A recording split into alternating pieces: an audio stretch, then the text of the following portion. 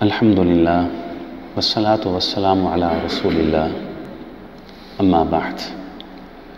رسول اکرم صلی اللہ علیہ وسلم ارشاد فرماتے ہیں لما عرج بی، جب مجھ کو معراج کروائی گئی یعنی معراج کی رات، مررت بقوم لہم اسفار من نحاس، میرا گزر ایسی قوم کے قریب سے ہوا، ایسے لوگوں کے پاس سے ہوا، لہم اسفار من نحاس، کہ میں نے دیکھا کہ ان کے اپنے ہاتھوں کے اوپر تانبے کے ناخن چڑھا دیے گئے۔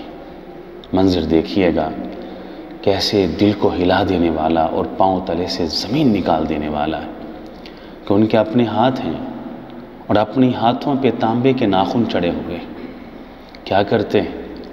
یخمشون وجوہہم، ان تانبے کے ناخنوں سے اپنے چہروں کو نوچتے ہیں، بہت نوچتے ہیں، وصدورہم، اور چہروں کو نوچنے کے بعد وہ اپنے سینوں کو نوچنا شروع کر دیتے ہیں۔ نبی علیہ السلام ارشاد فرماتے ہیں جب میں نے یہ ہولناک دردناک منظر دیکھا تو مجھ سے رہا نہ گیا، میں نے جبریل امین سے سوال کیا من ہؤلاء الذین، یا جبریل یہ لوگ کون ہیں؟ ان کا جرم کیا ہے؟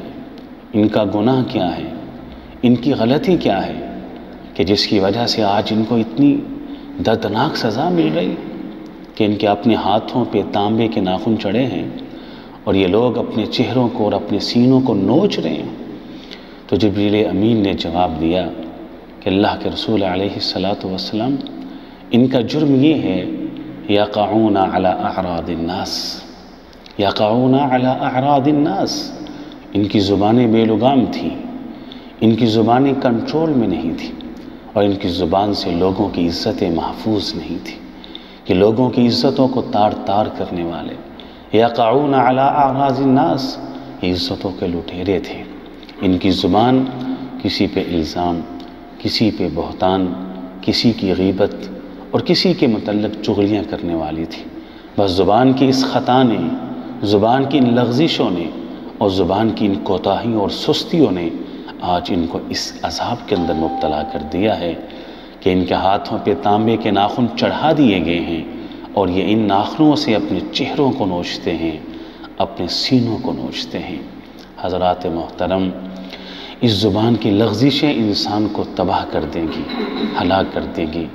دیکھ کر، سوچ کر، سمجھ کر بولا کریں تو اللہ تعالیٰ اس کہنے والے کو بھی اور سب سننے والوں کو سمجھ کے عمل کی توفیق عطا فرمائے۔ وآخر دعوانا ان الحمدللہ رب العالمین۔